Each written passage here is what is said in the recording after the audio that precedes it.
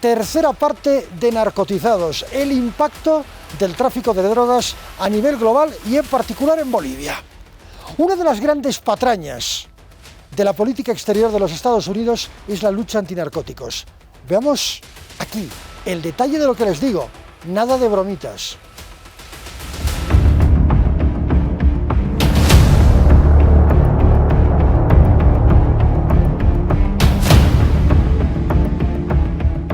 Su nombre es Gary Webb. Durante años fue reportero de investigación freelance para varios periódicos. En 1986 alcanzó notoriedad con la serie de reportajes de la serie Dark Alliance, publicados en el San José Mercury News. My story showed was that the cocaine that was being sold in those neighborhoods was coming from mainly one source, and this one source was being used to finance a guerrilla war in Central America. The general idea of the CIA dealing drugs was something that the American mainstream press had never written about before, and that's why it prompted outrage among blacks, among drug reform activists, among politicians, by the CIA, by every federal agency involved in the drug war, because it showed they weren't doing their jobs, that it was a fraud. En Dark Alliance se analizan los orígenes del comercio de crack, una droga directamente relacionada con la cocaína en las calles de las principales ciudades de Estados Unidos. Las ganancias eran utilizadas por la CIA, la Agencia Central de Inteligencia, para financiar el movimiento contrarrevolucionario en Nicaragua enfrentado al gobierno sandinista. De hecho, una red de narcotraficantes de la bahía de San Francisco vendió toneladas de cocaína a bandas callejeras, en su mayoría afroamericanas. Esta red de narcotráfico es el antecedente que sitúa en el escenario a los cárteles colombianos como el de Pablo Escobar. Estos cárteles movían millones de dólares en los guetos afroamericanos de las zonas centro y sur de Los Ángeles. Casi enseguida, las bandas compraron armas automáticas para proteger una estructura de poder liderada por Rick Donald Ross, apodado Freeway Rick. Rick, a través de un sistema muy eficiente de laboratorios, convertía la cocaína en polvo en crack a precios muy bajos, vendiéndola al por mayor a otras bandas repartidas en Estados Unidos. Lo interesante, además, era que los beneficios de este negocio se utilizaban para la compra de armas destinados a la llamada Fuerza Democrática Nicaragüense, un grupo guerrillero anticomunista. CIA and the DEA knew that the Contra pilots were involved in narcotics trafficking. En 1996, 10 años después de que se comprobara la conexión entre los cárteles del narcotráfico y las bandas criminales de Los Ángeles, el entonces director de la CIA, John Dutch, se dirigió a un auditorio en busca de explicaciones. Public meeting for giving me the opportunity to talk with members of this community about charges that the CIA introduced crack cocaine into South Central Los Angeles in the mid-1980s. It is an appalling charge. It is an appalling charge that goes to the heart of this country. It is a charge that cannot go unanswered. De acuerdo con Dark Alliance, dos nicaragüenses, Danilo Blondón y Norman Meneses, enviaban toneladas de cocaína a Ricky Donald Ross. Ricky Donald estaba conectado con la CIA a través de Adolfo Calero, líder de uno de los grupos antisandinistas con quien Meneses, a la derecha, mantenía un contacto directo. We don't have any evidence so far that they did it directly. And what we have evidence of is that men working for a CIA-run army did do that. With the knowledge of the CIA? That's the part we don't know. That's the part we don't know. I mean, what we know is that these guys were working for a CIA army. They were meeting with CIA agents before and during the time they were doing this. What happens from there is sort of where we ran into the wall of national security. As of today, we have no evidence of a conspiracy by the CIA to engage in encouraging drug traffickers in Nicaragua or elsewhere in Latin America during this or any other period. However, I am going to wait and see what the results are of this Inspector General's investigation. El gran distribuidor de crack en Estados Unidos, Ricky Ross, relevó cuán lucrativo era ese negocio. At our heyday, as much as maybe $1 million a day, $2 million a day sometimes, maybe more, a few days. This wasn't every day though. Right. It was like we had days that. So eventually he bought us a money machine, you know, and he brought it over to us, and it eased the pain, you know, a lot. But eventually it even got too much for one money machine. We wound up getting 3 money machines to count it, because one money machine would just be running, and then we'd have money stacked, and we had people that all they would do all day was count money. Eventually. Estaba claro que los reportajes de Gary Webb resultaban incómodos para tantos actores coludidos en esta trama conspirativa, tal y como se ve en la película Kill the Messenger. Gary Webb, San Jose Mercury News. You believe in conspiracy theories, Gary? No, I don't believe in conspiracy theories. Conspiracies, yes. If I believe it, there's nothing theory about it. LA, New York, Atlanta, I couldn't sell it fast enough to keep up with supply. Fancy information you have there. Ante un negocio de esta envergadura, la Casa Blanca debía justificarse. Aquí aparece el elemento ideológico y geopolítico de la Guerra Fría. If we cut off the freedom fighters, we will be giving the Soviets a free hand in Central America, handing them one of their greatest foreign policy victories since World War II. A pesar de la evidencia con que respaldaba sus investigaciones, la CIA se encargó de denostar al periodista Gary Webb, hasta que, debido a las presiones recibidas, se suicidó en el año 2004. Sin embargo, parte de su trabajo sirvió para perfilar las aristas de la gran conspiración del tráfico de drogas y su instrumentalización política. Es ahí donde aparece otra figura destacada, Barry Seal. Barry Seal fue el mayor narcotraficante en la historia de Estados Unidos. Según el gobierno estadounidense, esto fue en la década del 80 del siglo pasado. Él puso en práctica la logística militar y solucionó el problema de la distribución, es decir, de llevar las drogas desde el exterior a los consumidores estadounidenses. Esa vía logística que él estableció fue seguida desde entonces, y así las drogas volvieron a entrar en el mercado estadounidense de forma oficial, como si se tratase de papel higiénico, por dar un ejemplo. Nunca hubo faltantes. Si en Estados Unidos a uno le apetecía comprar cocaína, marihuana o heroína, siempre había disponibilidad. Este tipo aparece en Mena, Arkansas, a mediados de los años 80 y, desgraciadamente, desde entonces empezó a transportar toneladas de cocaína hacia Estados Unidos. Entiendo que se trataba de un puesto específico en el que no hubo entrevista como las hay en cualquier caso normal, así que tuve que investigar quién había sido este hombre antes. Resultó ser que Barry Seal fue reclutado como piloto por la CIA. Lo reclutó alguien llamado David Ferry mientras Barry seguía trabajando en la patrulla aérea civil en Luisiana. Para quienes conocen detalles del asesinato de Kennedy, el nombre de Ferry les sonará familiar. Barry Seal y Lee Harvey Oswald trabajaron juntos en la patrulla aérea civil en Luisiana y fueron reclutados más o menos al mismo tiempo. Living an exciting life is hard. You can't sit in Baton Rouge and go to work from 9 to 5 on Monday through Friday and go to the LSU football games on Saturday night and church on Sunday morning and have an exciting life. That may be exciting to 99% of the population, but to me it's not. And the exciting thing in life to me is to get into a life-threatening situation. Now that's excitement. Durante más de 20 años, Barry Seal movió toneladas de droga desde Colombia, pasando por Centroamérica vía Panamá hasta Estados Unidos. Él sabía del trasiego de droga para los contranicaragüenses, con el beneplácito de la CIA. De hecho, en el ámbito del crimen organizado, saber demasiado suele resultar muy peligroso. Barry Seal fue asesinado el 19 de febrero de 1986 por sicarios colombianos. The most important federal witness in this country.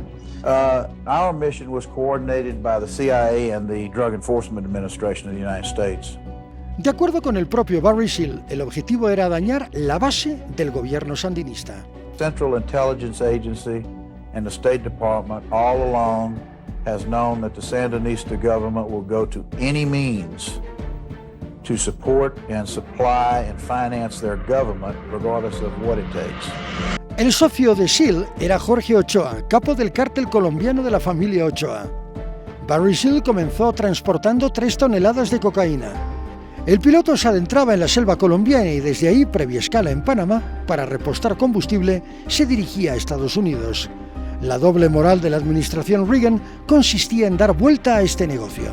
Sandinistas have even involved themselves in the international drug trade. I know every American parent concerned about the drug problem will be outraged to learn that top Nicaraguan government officials are deeply involved in drug trafficking.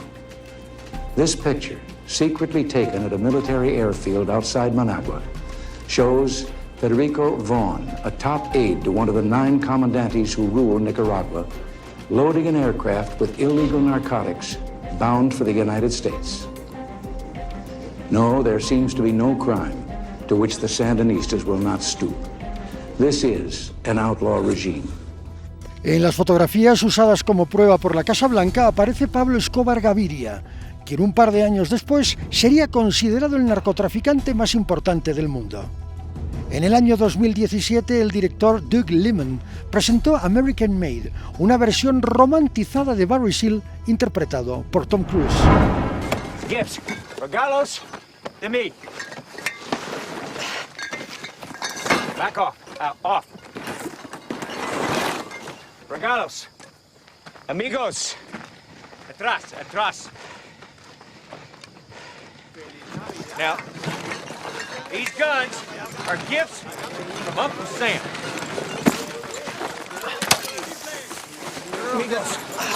Otra vez con este gringo pendejo. I'm not fucking around. Barry, put the bat down, huevón. We're all friends here.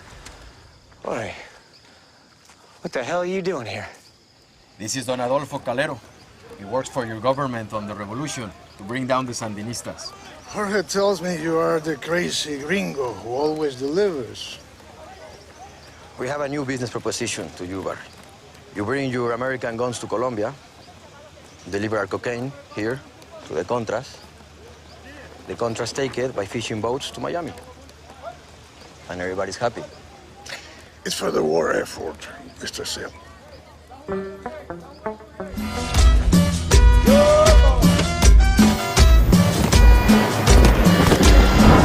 Como fuere entre el mito y la realidad, lo cierto es que Barry Seal es la clara demostración de la colusión entre el gobierno de Estados Unidos y el tráfico de drogas, en momentos muy puntuales de la historia y siempre con fines políticos. El punto es que no solo se centró en Nicaragua, también los tentáculos se extendieron a Bolivia. Cuando regresemos con expedientes, Estados Unidos extiende su estrategia antinarcóticos en Bolivia.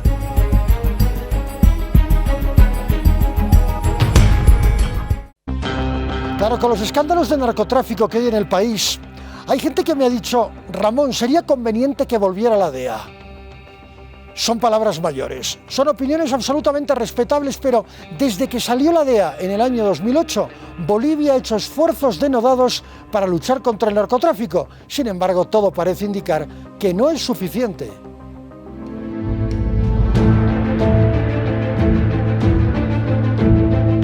Es 29 de junio de 2011. Otro de los temas internacionales tiene que ver con las declaraciones que hizo el presidente de Bolivia, Evo Morales, acerca de los hilos del narcotráfico que, según Evo, maneja Estados Unidos en su país con fines políticos. El presidente de Bolivia, Evo Morales, aseguró que sintió temor cuando viajó a Nueva York para participar de una sesión de Naciones Unidas que trató el acceso al agua, porque Washington quiere implicarlo en alguna trama de narcotráfico para desprestigiarlo. El mandatario aseguró que Estados Unidos busca vincularlo con el narcotráfico y admitió que le tiene miedo al gobierno de Obama porque son operadores políticos y manejan el tráfico de drogas con intereses geopolíticos. El presidente de Bolivia reiteró que maneja información de que Washington buscaba implicarlo con el narcotráfico colocando cocaína en su avión para detenerlo en Estados Unidos. Evo Morales explicó que el gobierno norteamericano antes lo acusaba de comunista y terrorista y ahora de narcotraficante. Las relaciones entre La Paz y Washington se mantienen en permanente tensión luego de que el mandatario de Bolivia expulsó de su país a fines de 2008 al embajador de Estados Unidos y a la agencia antidrogas DEA, acusándolos de haber apoyado un complot contra su gobierno.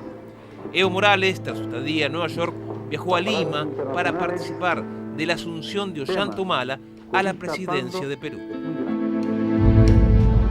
Años más tarde, el 21 de septiembre de 2016, Evo Morales, ante el plenario de la Asamblea General de la ONU, acusa a la Agencia Antinarcóticos de Estados Unidos de narcotráfico.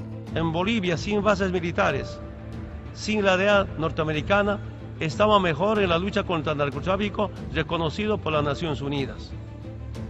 Quiero comentarles, hermanas y hermanos, gracias a algunos oficiales de la Policía y las Fuerzas Armadas, nos informan lo siguiente. Cuando estaba presente la DEA, se incautaba droga, el 50% era para incinerar, el 50% de negocio para la DEA. Y algún oficial de nuestras instituciones uniformadas pedían por qué ese 50%, la respuesta era, con esta plata pagamos el bono a ustedes. Investigaciones realizadas ahora, se ha identificado, se ha demostrado que la DEA instruía a policías y militares para planificar asesinatos a dirigentes. Por estas y muchas razones, quiero decirles, hermanas y hermanos de las Naciones Unidas, que el terrorismo y el narcotráfico son hermanas gemelas que sirven al imperio norteamericano para invadir y para controlar a los países del mundo. Hay algo paradójico en esta relación que hay entre Bolivia y Estados Unidos. En realidad uno podría decir entre Estados Unidos y América Latina. Estados Unidos desde el discurso plantea hay que luchar en contra de la droga, principalmente la cocaína, y en contra del narcotráfico. Y para eso destina millones de dólares, pero realmente millones de dólares todos los años, además con oficinas y con agentes distribuidos en todo el continente. Muchas veces hemos dicho acá, lo paradójico es que no logre controlar su frontera, porque su frontera es un verdadero colador. ¿Cómo entra la droga más allá de donde se produce? Entra por la frontera de los Estados Unidos, eso es obvio, y no logran controlarlo. Pero eso es otro tema de debate. ¿Qué pasó ahora? El periódico La Época de Bolivia sostiene que dos agentes de la DEA, la principal agencia de lucha en contra de la droga, entraron en Bolivia el 11 de mayo como turistas y se fueron el 18 de mayo. Y que hicieron actividades ilegales con el objetivo de tratar de entorpecer al gobierno de Bolivia, involucrar al viceministro Felipe Cáceres en la actividad de narcotráfico y golpear políticamente al gobierno de Evo Morales. No es la primera vez que hay un incidente con estas características. En el marco del retiro por parte de los Estados Unidos de la Paz, de la Oficina de Asuntos Antinarcóticos. Recordemos que la famosa DEA ya fue expulsada de Bolivia hace unos años, que también fue expulsado el embajador de los Estados Unidos, Philip Goldberg, justamente acusado de injerencia en asuntos internos. ¿Qué dijo Evo Morales? Hoy mismo, no tengo por qué ocultar o desesperarme de que no haya embajador de Estados Unidos, que no haya DEA o que no haya USAID. Nosotros nos dedicamos a luchar en contra de la droga y la verdad, esto lo viene diciendo Evo Morales hace tiempo, nos va mucho mejor que mientras estaban todas las oficinas de los Estados Unidos. El ministro de Gobierno de Bolivia, Sergio Romero, hoy dio datos oficiales respecto de la cantidad de droga producida en Bolivia que llega a los Estados Unidos. Citó un informe del Departamento de los Estados Unidos que dice que del 100% de la cocaína que ingresa a ese país, apenas el 1% viene de Bolivia. Entonces la gran pregunta es, ¿por qué le meten agentes todo el tiempo? ¿Por qué infiltran? ¿Qué es lo que buscan? ¿Realmente buscan luchar en contra de la droga? ¿O acá hay una campaña en contra de este gobierno para desestabilizarlo con la excusa de la droga? Justamente este es el gran signo de pregunta, por eso Evo Morales responde de manera tan dura. 10 años después de este análisis, la relación con Estados Unidos ha cambiado muy poco. Sin embargo, se destaca la salida de la DEA como un punto de quiebre en las relaciones con la Casa Blanca. No formalmente no ha habido un acuerdo, un convenio con el presidente Luis Arce, pero 14 años después de haber sido expulsada por el cocalero Morales, la DEA está visiblemente presente en el territorio nacional. Y eso ha provocado, entre otras cosas, que los medios de comunicación que se habían acostumbrado a no tratar el tema del narcotráfico, a callar, a no verlo, se dediquen ahora a hablar del narcotráfico abiertamente, de todas las rutas, de todos los cárteles que operan en el país, conectados con cárteles extranjeros y todo eso. Dice el siglo XXI que pues es como si se hubiera abierto una compuerta que estaba cerrada durante años y que no permitía que nadie informe acerca del narcotráfico. Pues ahora ya se informa, felizmente, y eso está ocurriendo en el país. Ahora, no hay, repito, dice el siglo XXI, no hay un acuerdo, un convenio, pero parece que la DEA, como dice un informe periodístico, dice, la DEA está en la región y mira a Bolivia de reojo, dice. El 4 de noviembre de 2008, en Chimoré, que fue la base de operaciones de la DEA, Evo Morales anunció el fin de la presencia de esta agencia en Bolivia. País que hace tantos esfuerzos de manera soberana, digna, en la lucha contra el narcotráfico, se les retira la TPDEA. Ya tenemos resuelto. Pero no solo eso. Los recursos económicos de cooperación son utilizadas en conspiración al gobierno nacional. Entonces, ¿de qué lucha contra el narcotráfico estamos hablando? Si lamentablemente hay una política provocadora, agresiva, y no por eso vamos a dejar de reducir voluntariamente, concertadamente, ni vamos a dejar la lucha contra el narcotráfico, más bien vamos a continuar. Imagínense, faltando 2 meses para la conclusión de este año, ya tenemos 5.000 hectáreas reducidas. La DEA ha financiado el narcotráfico por varios años cuando necesitaba liquidez en el gobierno norteamericano.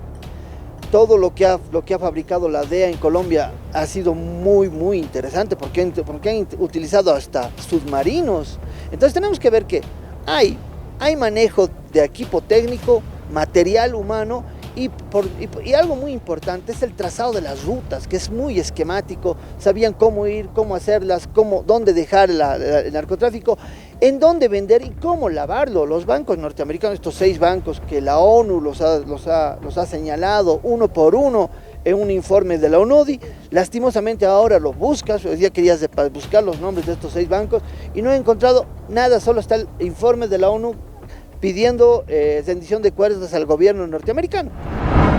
La comunidad internacional se ha equivocado dejando que Estados Unidos tome la cabeza del proceso. Porque Estados Unidos ya tenía en materia de drogas una experiencia mortal, la prohibición del alcohol. Con la prohibición del alcohol, lo que hizo el Estado estadounidense fue estimular, engordar, acicalar al surgimiento de lo que llamamos la mafia, los gángsters. Este fenómeno sería mucho más pequeño allá y en el mundo sin la prohibición norteamericana. Entonces, en el fondo el problema está la prohibición. Y las conclusiones al respecto no son de activistas radicales, de periodistas desbocados. Se lo han dicho varias veces la mayor parte o una buena parte de expresidentes de América Latina, que más bien han sido clasificados como neoliberales, pero no lo han planteado al estilo ultraliberal, digamos, dejar cualquier negocio que corra por sí, sino tomando el conjunto de experiencias, lo que plantean, todos los que planteamos, me incluyo, la necesidad de incluir como un capítulo importante la despenalización, es que disminuye las posibilidades de conformación de grupos violentos que acumulen muy rápido capital y que tengan una capacidad de corrupción enorme sobre el Estado y también sobre la sociedad. Se ve desde afuera, nuestros países se dice, siguen siendo tercer mundo, no pueden entender lo que pasa en el mundo. Donald Trump nos dijo una frase, pero una patada. Dijo, son gobiernos del asco, países que no van a nunca enmendar su mundo. Esto es grave. En mayo de 1988, el Congreso aprobó la Ley 1008, que controla el cultivo de coca en Bolivia. A partir de esta ley ingresó al país un número indeterminado de agentes de la DEA con estatus diplomático. Así se garantizaba que estos agentes gozaran de impunidad ante las autoridades bolivianas, coordinando directamente las operaciones con la Fuerza Especial de Lucha contra el Narcotráfico. El conflicto estaba servido. De productores de coca, de los cuarteles de Humopar y la retoma de estos con la participación, en principio así lo plantea la información, de miembros de la DEA norteamericana, con un saldo oficial de 1 muerto y 2 heridos. 4.000 campesinos tomaron hoy en la mañana las dependencias del cuartel de Humopar en Villa Tunari con el propósito de presionar al gobierno con un nuevo método de lucha para que el régimen de la coca no esté incluido en la nueva ley de sustancias controladas. De acuerdo a las informaciones llegadas desde la región del Chapare, se sabe que el hecho se produjo a las 9 de la mañana, cuando en el cuartel se encontraban aproximadamente 20 miembros del Humopar y 2 asesores de la DEA. Los productores de la hoja de coca ingresaron al cuartel haciendo detonar dinamitas y tomando todas sus dependencias para luego dar cuenta de la muerte del campesino Eusebio Condori y otros 5 heridos, se informó en el Humopar. Lamentablemente ha habido un muerto y 2 heridos, según tenemos conocimiento, a raíz de la ocupación por alrededor de unos 2.000 campesinos del campamento de Tunari en la mañana de hoy. Luego, en el curso de la tarde, han sido desocupados los campesinos y ha sido retomado el cuartel, pero no es como he escuchado por una versión, se trata de 5. Solamente es un muerto y 2 heridos de los campesinos productores de la hoja de la coca.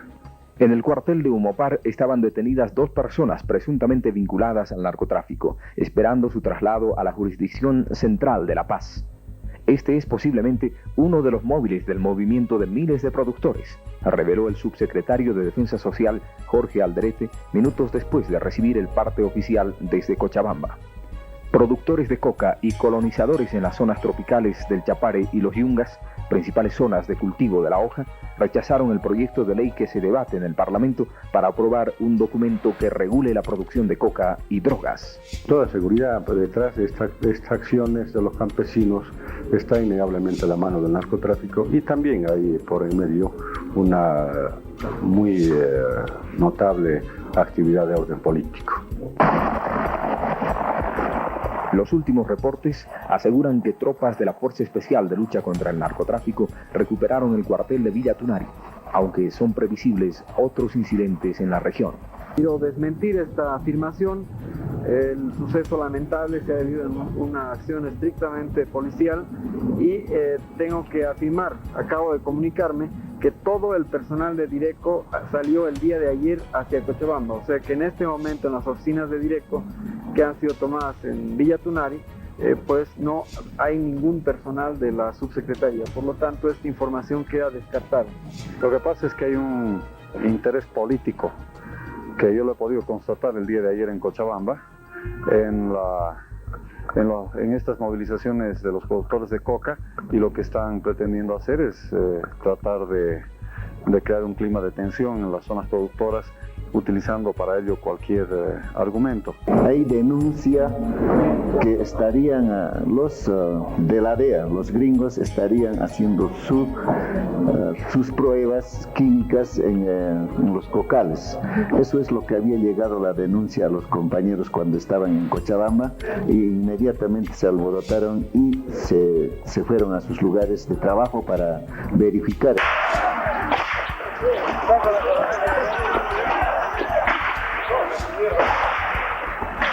Hasta las primeras horas de la mañana de hoy, la información y evaluación de los hechos era incierta. Al cierre de nuestra edición informativa pudimos establecer la nómina de personas que perecieron a causa de este incidente y la misma es la siguiente: Felicidad Mendoza de Peredo, Eusebio Torres Condori, Mario Lipe, Luis Moyo y una persona que aún no ha sido identificada.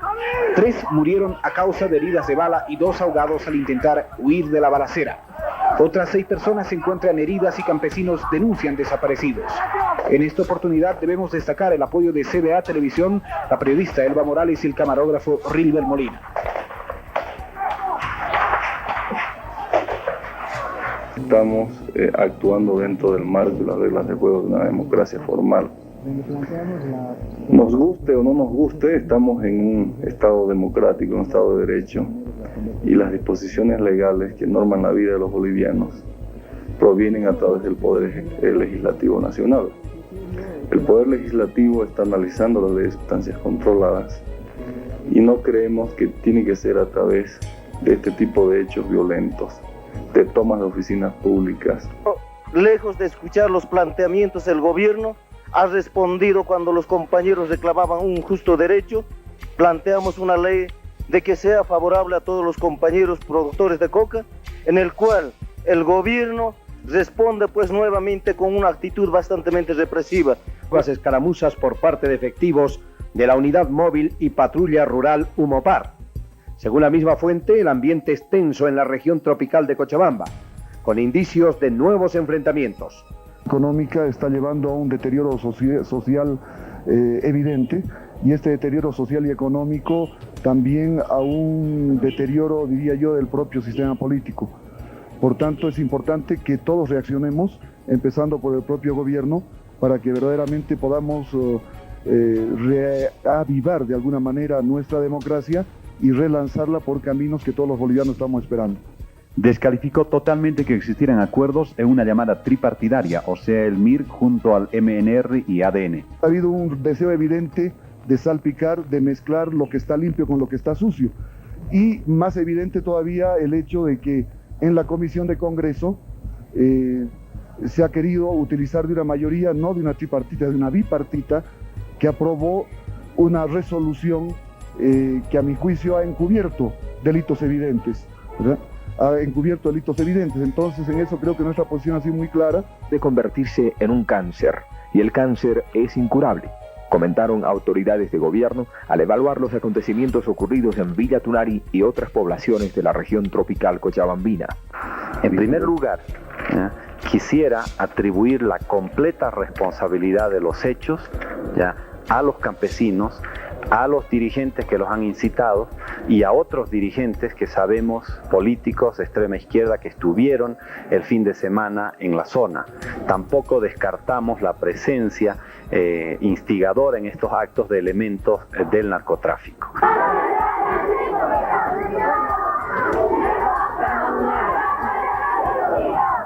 En La Paz comenzaron las jornadas de protesta, protagonizadas por productores de coca de los Yungas que apoyan la movilización campesina en el Chapare. El gobierno ha convocado al diálogo con los productores de la coca, buscando solucionar el actual conflicto. Las organizaciones sindicales mantienen su posición de respaldar las movilizaciones. La boliviana ha señalado que ha ingresado en una nueva etapa de lucha contra la política económica del gobierno, la misma que no ha tomado en cuenta los planteamientos salariales hechos por los trabajadores hace mucho tiempo atrás. En multitudinaria concentración y movilización disuelve, primero, condenar enérgicamente los luctuosos hechos acaecidos en Villa Tunari, donde perdieron varios compañeros la valiosa vida y valioso valor de los combatientes. Segundo, declarar duelo nacional con paro de actividades de 48 horas los días jueves 30 de junio y viernes 1 de julio del presente año, debiendo las organizaciones sindicales izar la bandera nacional a media asta. Siempre se habla de peces gordos latinoamericanos, ¿no? Y por ahí sale alguno, en México salen los cárteles que sí hoy y abundan ahí y son terroríficos. Ahora se habla del Ecuador. pero ¿alguna vez has oído que han agarrado a un pez gordo de Estados Unidos? O sea, yo creo que la acción antinarcóticos está a partir del río Bravo para abajo, o del río Grande, como quieras llamarlo, para abajo, pero para arriba, nada, pues ahí abundan los pequeños, los medianos y los grandes narcotraficantes, y tal vez agarren a los pequeños, ¿no? Pero a los grandes no agarren. Uno no se entera, ¿no es cierto? Porque deberían haber, y hay capos de este.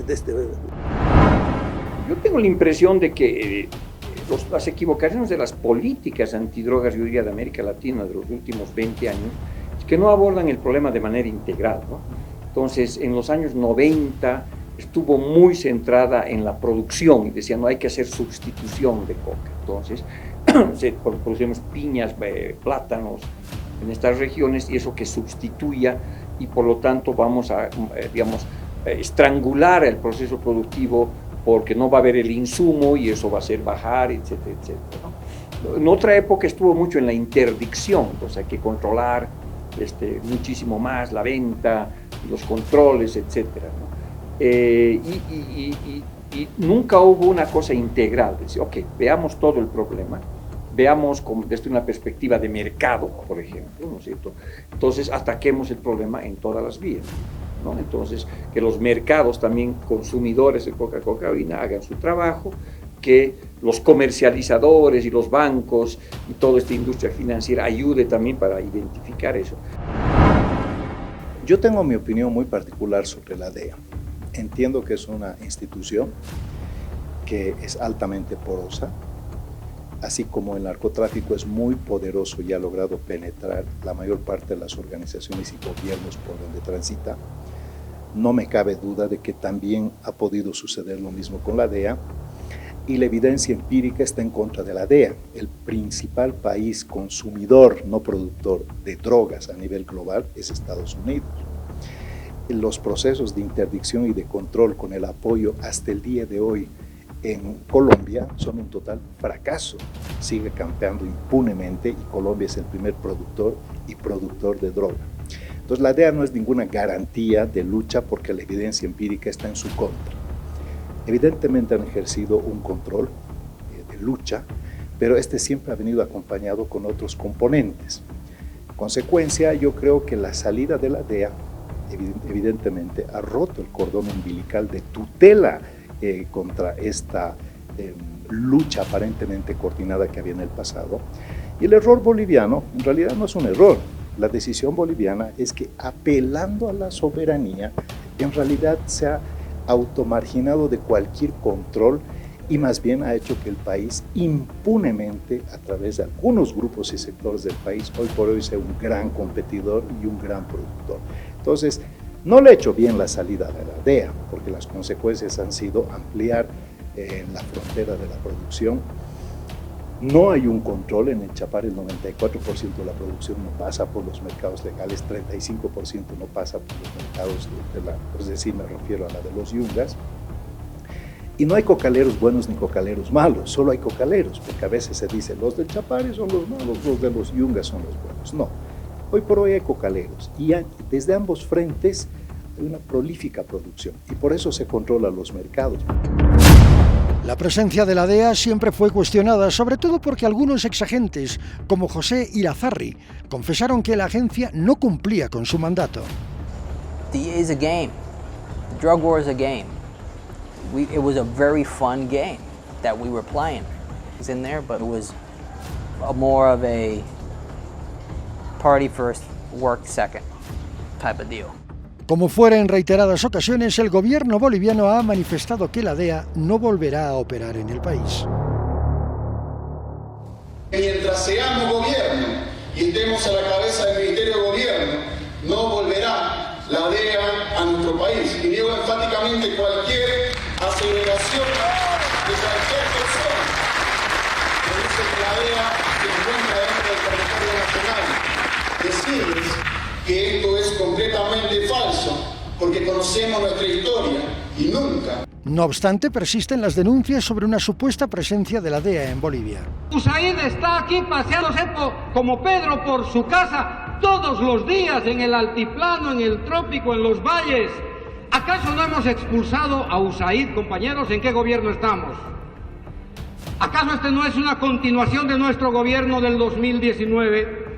Y sin embargo, USAID está acá inaugurando obras, financiando a la derecha con la NET, miles y miles de dólares financiando a la derecha para desestabilizar. USAID financiando proyectos de liderazgo en el altiplano, en Charazani, en Omasuyos, en el Alto. El Alto se ha convertido en la cueva del financiamiento de los europeos y los gringos para dividir el Alto.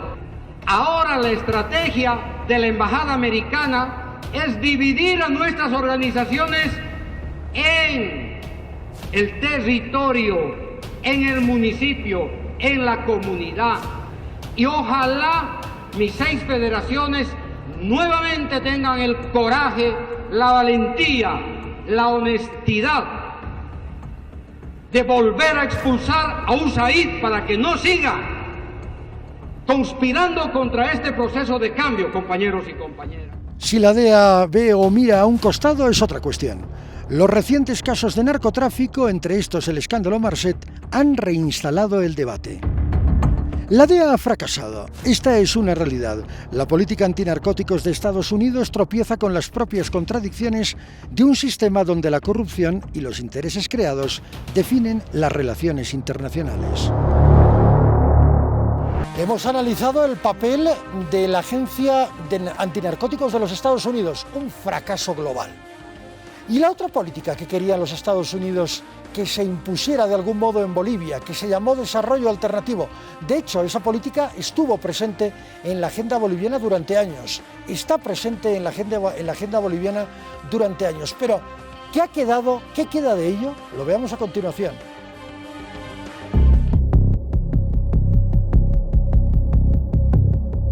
Hace 40 años ya era más rentable el cultivo de coca que cualquier otro producto agrícola. Porque aquí se cultiva, aquí da. We have agriculture here. We produce here. But we have no markets, no industries. We have no infrastructure to be able to develop it all. So we have to look for a way out of this. Rice is grown, but it doesn't pay its production cost. Pineapples are grown, but the price is so low that much as many of us would like to reach your countries with our produce, we cannot overcome all these barriers we have here. And so we keep all the fruit here. And it goes to waste. Nos quedamos aquí con la fruta que se echa a perder. El llamado desarrollo alternativo, es decir, la progresiva sustitución de plantaciones de coca en el marco de la Ley 1008, que reza erradicar para acceder al desarrollo alternativo, fracasó, porque se trataron de implementar proyectos de desarrollo sin consultar a los productores de coca en el Chapare. Además, tampoco se apoyó a los productores con créditos ni se les ofreció la posibilidad de contar con mercados garantizados. Es economía pura y dura. En términos de rentabilidad, el cultivo de coca rinde más y cuesta menos.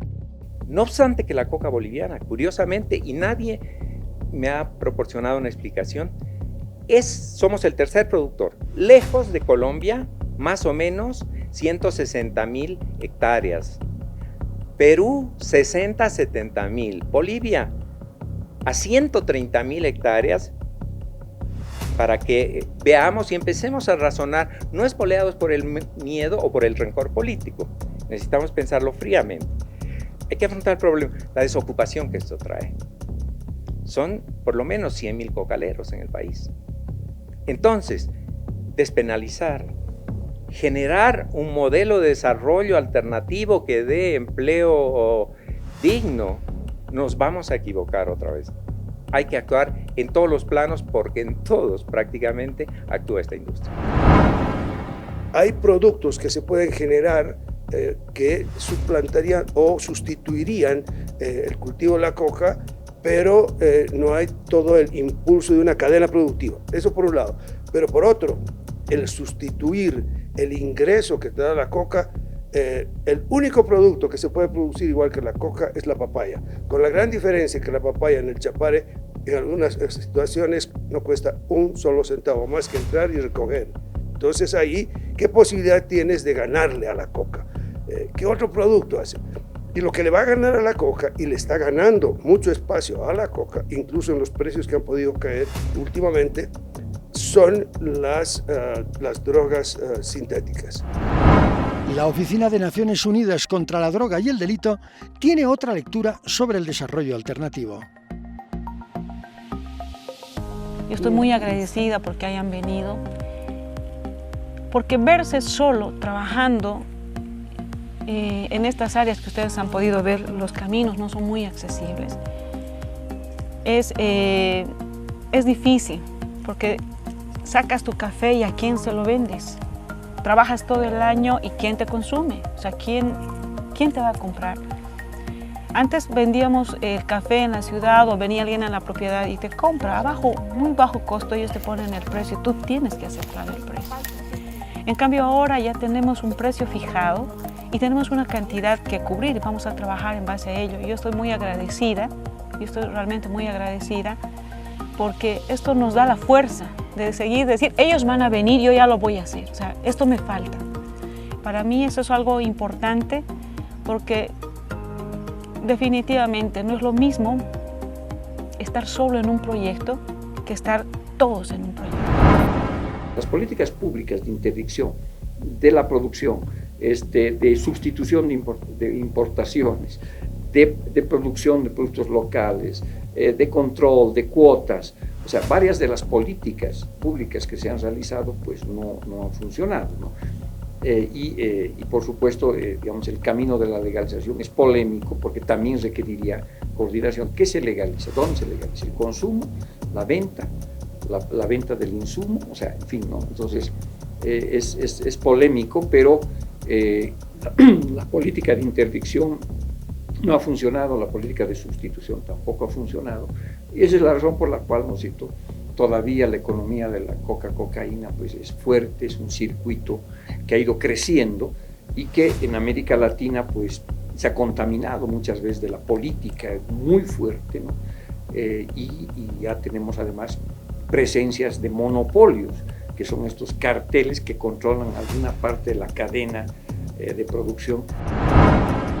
Al margen de las críticas y de las acusaciones de intromisión política, la agencia estadounidense de cooperación USAID implementó proyectos de infraestructura social y productiva en más de 200 comunidades en la región paceña de Yungas.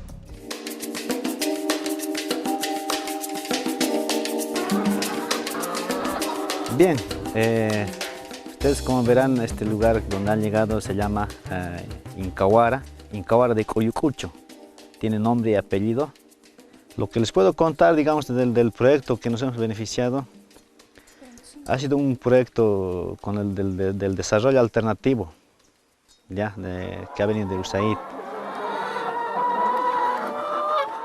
Ahora los que nos hemos beneficiado son 25 familias, o sea, 25 módulos habría en este caso, 25 módulos avícolas de postura. Con todo equipo más o menos, ¿no? O sea, el galpón, el tinglado, los comederos, bebederos, el turril, la instalación de la cañería. También en el parte de alimentos nos han ayudado hasta la primera postura. De ahí en adelante ya nosotros hemos tenido que ya ver también cómo alimentar las gallinas con el mismo huevo que producía, entonces ya estábamos comprando en los alimentos. Entonces, ¿en qué punto se fracturó una relación a todas luces beneficiosa para ciertas comunidades campesinas? El viraje a la izquierda del Estado y la ruptura con el modelo propuesto desde Washington fueron definitivos. Estados Unidos pasó de la certificación o descertificación a suspender el Tratado de Preferencias Arancelarias en 2009, hecho que derivó en la pérdida de 9.000 empleos en el sector formal de la economía, afectando a más de 30.000 personas en el sector informal. Las consecuencias son palpables en la situación económica actual. Al regresar con Expedientes, la romantización de los narcos y su impacto en la cultura popular. Le han asestado un gran golpe a los grandes traficantes. Música relacionada con los narcos, los famosos narcocorridos y el impacto del narcotráfico en la cultura popular.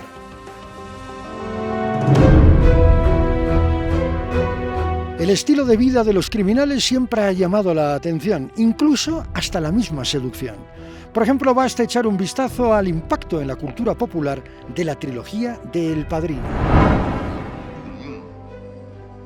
Mettiamo tutto a posto. Sti fissaria, siete finiti.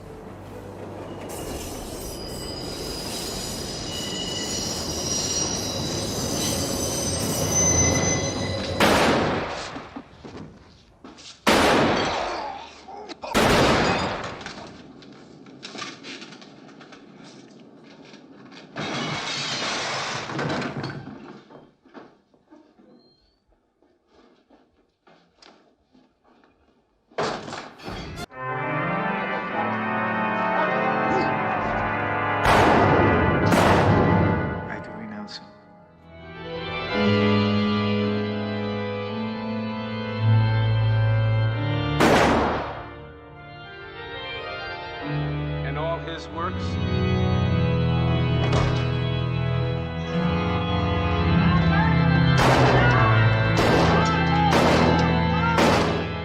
I do renounce them.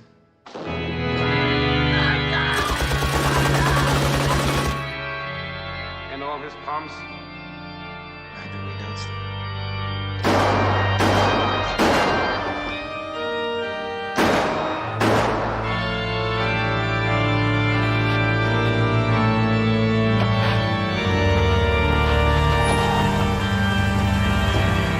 Michael Rizzi. Son of a bitch.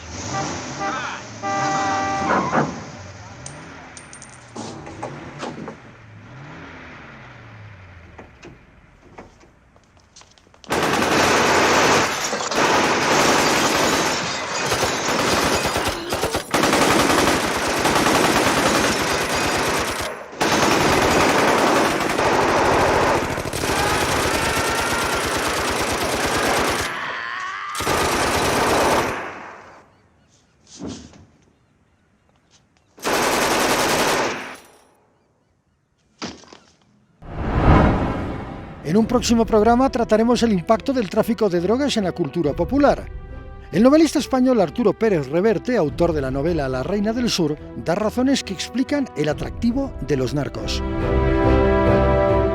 Sabemos, por cierto, que aquí en la FIL de Guadalajara van a presentar, imagínese usted, una radionovela, más que radionovela, porque ya no es radionovela. No, es radionovela, sí. Pero es que más bien lo vas a bajar como podcast, ¿no? Sí, bueno, o sea, pero el origen, o sea, no sé si lo vayan a, o sea, sé que el país lo va a subir a un sitio de internet. Sus emisoras de radio y tal. Sí. Exacto, no es que vaya a sintonizar la XCW y a las 8 de la noche vaya a pasar la radionovela, no sé si sea el caso. No sé cuál es, técnicamente no sé cómo es, pero sé que va a estar. Es un podcast, pero hecho como radionovela, escrita por ti, dirigida por Guillermo Arriaga, o sea, con actores espectaculares. Espectaculares. Ayer conocimos a uno que... Y los mexicanos son magníficos todos. Así es. Pero déjame, el tema de los narcos, pues aquí en México hay todo un debate, que si las narcoseries, ¿no?, etcétera.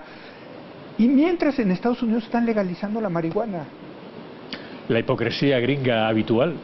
No sé qué os sorprende. No me sorprende. O sea, ¿qué va a pasar con el mundo de los narcos? Digo, seguirán habiendo drogas ilegales y se pasarán a las metanfetaminas, a la cocaína, etcétera, ¿no? Pero yo creo que hay, y no soy un experto, yo creo que se van dividiendo dos mundos. Uno es el narco sucio, turbio, inmediato, de pie de calle, de sangre, de sicario, el narco. Y otro es el narco, digamos, como finanzas, ¿no? Como negocio, como cosa que corporación. De hecho, acabo de hacer un guión para una historia para Televisa que van a hacer, que se llama El último dragón, que es sobre un narco del siglo XXI, de nueva generación.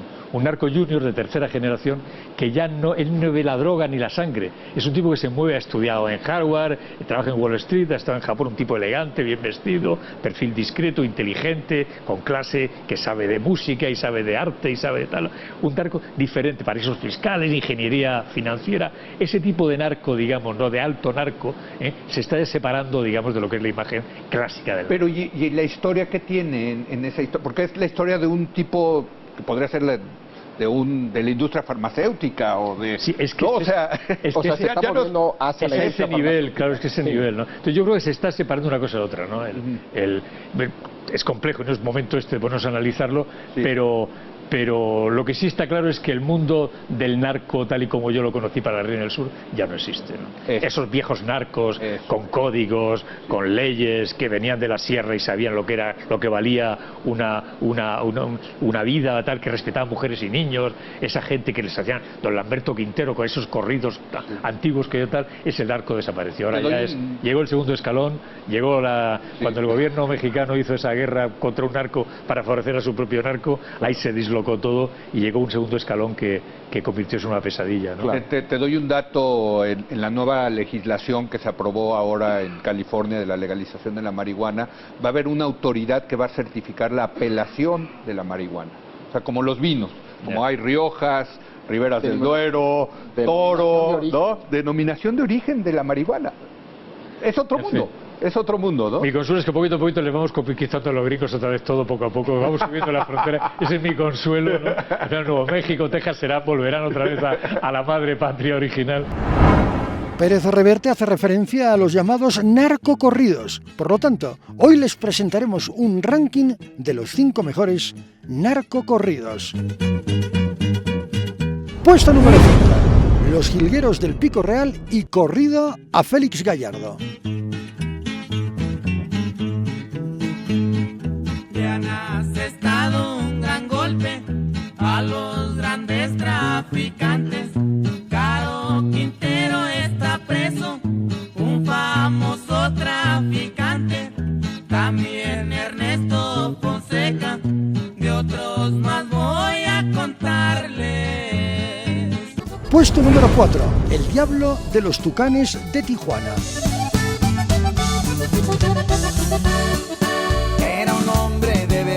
Valiente, se burlaba de la policía, a su mando traía mucha gente, su negocio se lo requería, poderoso y también muy alegre, como el diablo se le conocía.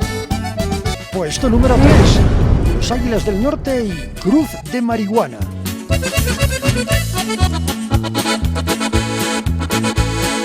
Cuando me muera levantes una cruz de marihuana con 10 botellas de vino y 100 barajas clavadas. Al fin que fue mi destino andar en las sendas malas. Puesto número 2, Código FN y Soy el Ratón. Guzmán de apellido es Ovidio, también por apodo le dicen ratón. Un jefe con mucho cerebro, un hijo del Chapo, aquel señorón.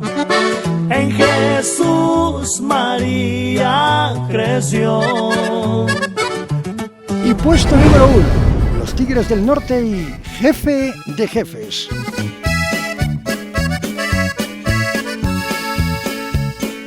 Soy el jefe de jefes, señores, me respetan a todos niveles, y mi nombre y mi fotografía nunca van a mirar en papeles. Esta es solo una muestra de la romantización del narcotráfico, una forma más de entender y de tratar el crimen desde la cultura popular. Gracias por haber estado con nosotros y gracias también por sus comentarios hacia el programa en las redes sociales. Críticas absolutamente de todo tipo, todas bienvenidas, se lo digo con absoluta franqueza. La semana que viene hablaremos de un tema complicadito, la despenalización de las drogas. ¿Será esta la solución para terminar con el tráfico de drogas? Lo veremos la semana que viene. Hasta ese entonces, feliz resto de domingo. Hasta el próximo domingo. Gracias.